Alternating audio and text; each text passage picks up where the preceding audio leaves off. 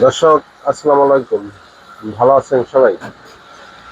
দর্শক, এই যে আমার বাসার বারান্দায় যে গাছটি আপনারা দেখতে পাচ্ছেন, গাছটি হচ্ছে টমেটোর গাছ। এটা হচ্ছে 12 মাসি টমেটো। এই কি ধরনের বা কিভাবে ফুল আসছে আপনারা দেখেন। আমি বারান্দায় এই গাছটি যে আমি টপে লাগিয়েছি, এই টপে এখানে বিভিন্ন ধরনের এই যে সবজি কাটা যে টপটি আমি তৈরি করেছি, সেখানে আমি টমেটোর চারা লাগিয়েছি। আমি নিজেই বীজ তুলছিলাম, সেই বীজের সেই চারা আপনারা দেখতেই পাচ্ছেন যে টমেটোর ফুলগুলো আপনারা দেখতে পাচ্ছেন কি সুন্দর করতে পারে। এই যে ফুল আসছে, অবশ্যই আপনার ভালো লাগবে, অবশ্যই ভালো লাগবে।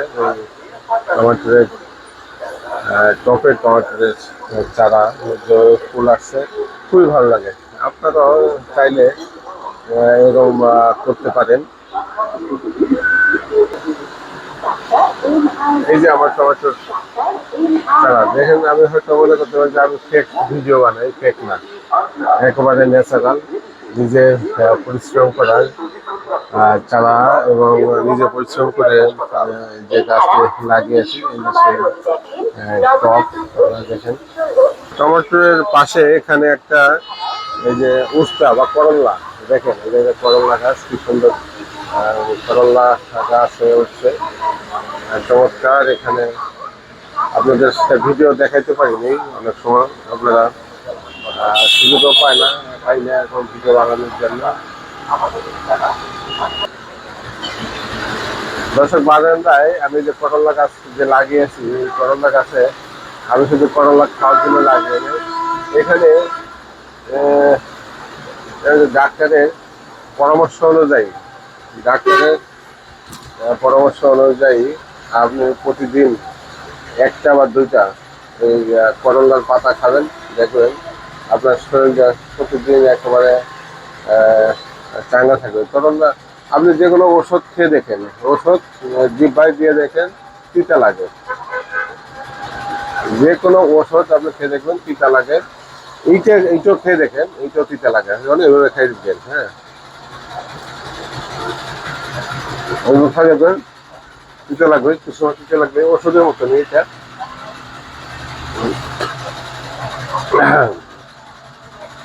তিতা লাগবে, ওষুধই একটি গাছ হিসেবে আপনি করলা গাছ আমরা ধরে নিতে পারি। চমৎকার। হালকা একটু তিতা লাগলেও শরীরে অ্যান্টিবায়োটিক কাজ করবে আর কি।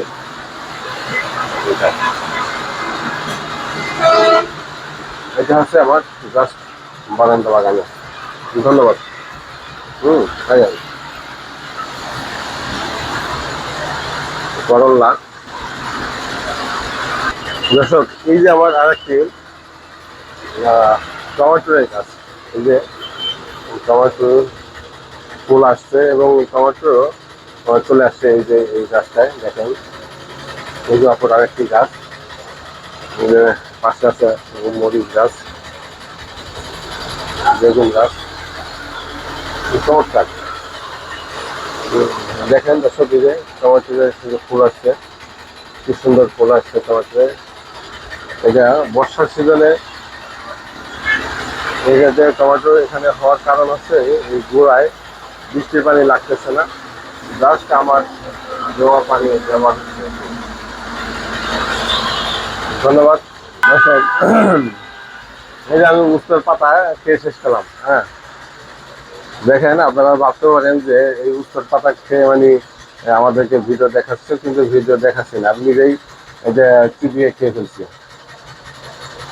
দেখছেন, আসলে খুব এই উস্তার পাতাটা খুবই খুবই উপকারী।